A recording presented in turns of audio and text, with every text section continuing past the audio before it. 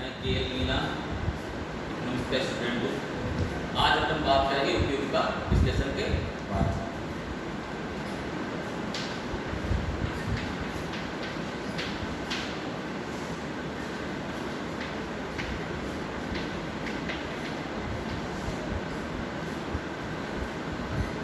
अपन मांग सिद्धांत पढ़ेंगे, उससे पहले अपन उपयोगिता विश्लेषण के बारे में मांग सिद्धांत के संदर्भ में दो प्रश्न। पहला है कि कोई भी व्यक्ति किसी भी वस्तु सेवा की मांग क्यों करता है। व्यक्ति किसी भी वस्तु सेवा की मांग इसलिए करता है कि उसमें उपयोगिता होती है। अब उपयोगिता किसे कहेंगे? उपयोगिता किसी भी वस्तु व सेवा की वो गुण होता है जो मानवीय आवश्यकता को संतुष्ट करती है। किसी भी वस्तु या सेवा में मानवीय आवश्यकता को संतुष्ट करने की शक्ति या जो गुण होता है उसे ही उपयोगिता कहा। तो वस्तु और सेवा में उपयोगिता होने के कारण ही वस्तु और सेवाओं की मांग की जाती है। दूसरा प्रश्न यह है कि प्रत्येक व्यक्ति की आय सीमित होती है, उसकी आवश्यकताएं असीमित होती है। उस सीमित आय से व्यक्ति अधिकतम संतुष्टि प्राप्त करना चाहता है, ये उसका उद्देश्य है। और इकोनॉमिक्स में सीमित आय से अधिकतम संतुष्टि प्राप्त करने के संदर्भ में 3 नियम है। पहला नियम है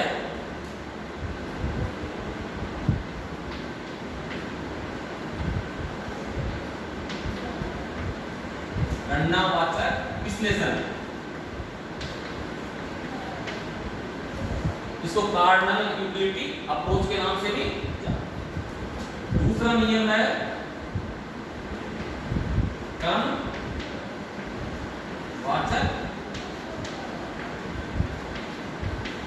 विश्लेषण, ऑर्डिनल यूटिलिटी अप्रोच, जिसको अपन मुख्यतः तटस्थता वक्र विश्लेषण के नाम से भी जानते हैं, इंडिफरेंस कर्व एनालिसिस। तो तीसरा सिद्धांत है सीमित आय से अधिकतम संतुष्टि प्राप्त करने के संदर्भ में प्रकट अधिमान सिद्धांत या रिलेवेंट प्रेफरेंस थ्योरी। ठीक है, आज अपन बात करेंगे सबसे पहले गणनावाचक विश्लेषण के बारे में। ठीक है, गणनावाचक विश्लेषण 19वीं शताब्दी के आरंभ में टूपिट, गोसेन, वालरस आदि अर्थशास्त्रियों ने दिया। तो 20वीं शताब्दी में मार्शल पेगु ने इसको विकसित किया। गणनावाचक विश्लेषण क्या है कि किसी भी वस्तु या सेवा से जो अपने को उपयोगिता मिलती है उसको निश्चित गणनावाचक संख्याओं में माप सकते हैं। ठीक है, यानी किसी भी वस्तु सेवा से जो उपयोगिता मिलती है वो मापनीय होती है। गणनावाचक संख्याएं वे संख्याएं जिन्हें जोड़ा या घटाया जा सकता।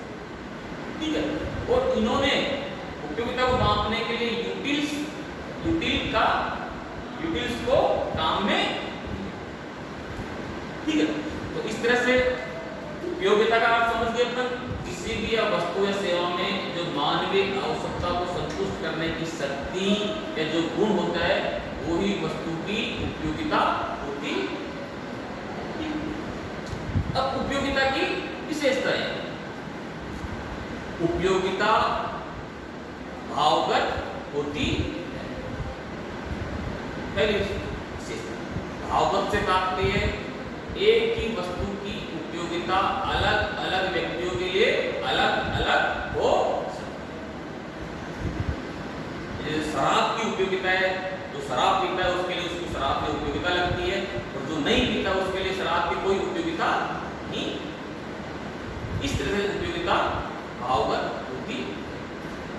दूसरी विशेषता उपयोगिता की, उपयोगिता सापेक्षिक होती है। किसी एक वस्तु की उपयोगिता समय के अनुसार बदलती जाती है।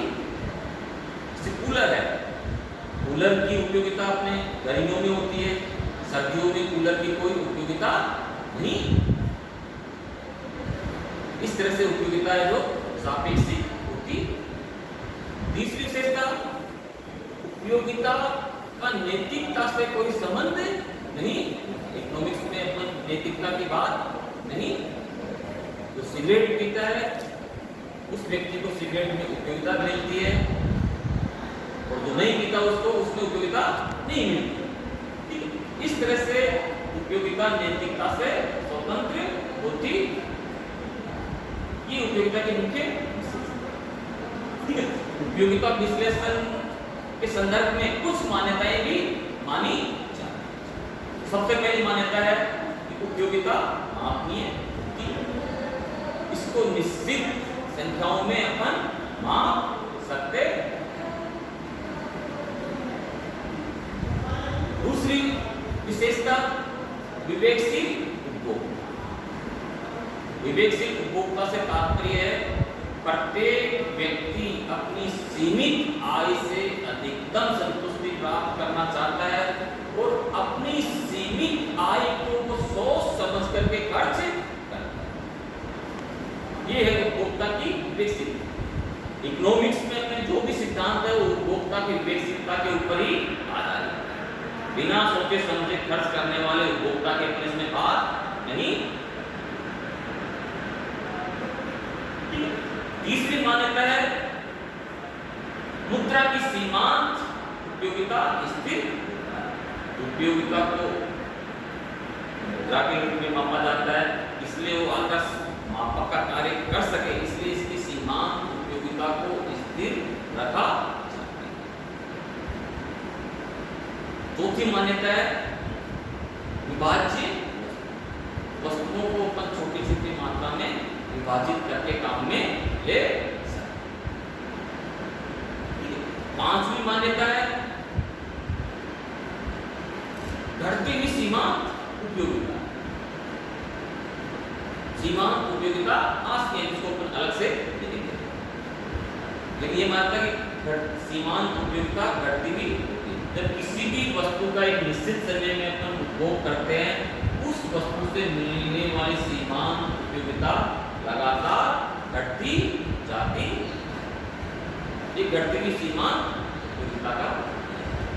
ठीक है, ये अपन ने मान्यताएं मान ली। उपयोगिता विश्लेषण, उपयोगिता मापनी है, उपभोक्ता विवेकशील है, मुद्रा की सीमांत उपयोगिता स्थिर होती है, वस्तु के विभाज्य होते हैं, घटती हुई सीमांत उपयोगिता। अब आगे बात उपयोगिता के प्रकार। ठीक है,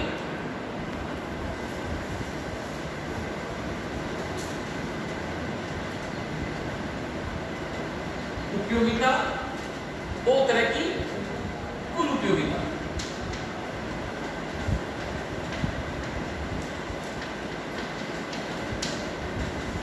टोटल यूटिलिटी, इसको शॉर्ट में इकोनॉमिक्स में शॉर्ट यूज करते हैं टीयू। टोटल कुल उपयोगिता क्या है? एक समय में वस्तु की विभिन्न इकाइयों से मिलने वाली जो उपयोगिता होती है उसे ही कुल उपयोगिता कहा जाता है। ठीक है, अर्थात टोटल यूटिलिटी हो X equal to function of Q N। X वस्तु की कुल उपयोगिता किसको निर्भर करती है? Quantity of X। X वस्तु की विभिन्न मात्राओं के ऊपर निर्भर, ये होती है कुल उपयोगिता। उपयोगिता दूसरा प्रकार है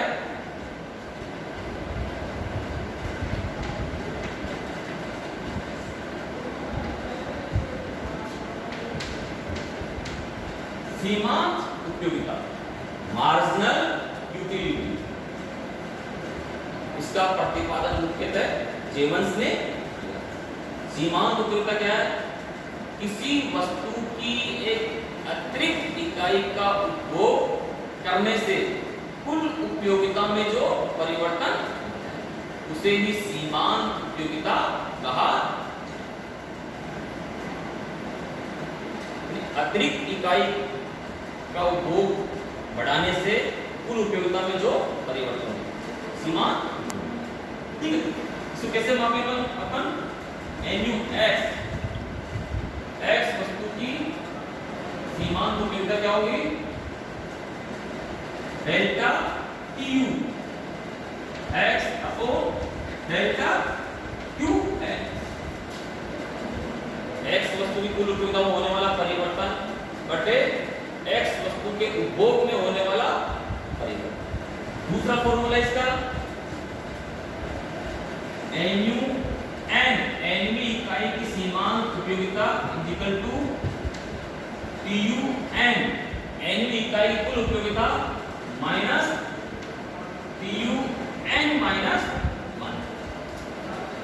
1 nवीं इकाई से पहले वाली इकाई की कुल। मान लीजिए अपन 4 रोटी खाते हैं और 4 रोटी खाने से अपने को 20 यूनिट कुल उपयोगिता प्राप्त और 5 रोटी खाने से अपने को मान लीजिए 25 यूनिट के बराबर उपयोगिता प्राप्त। तो 5वीं रोटी की सीमांत उपयोगिता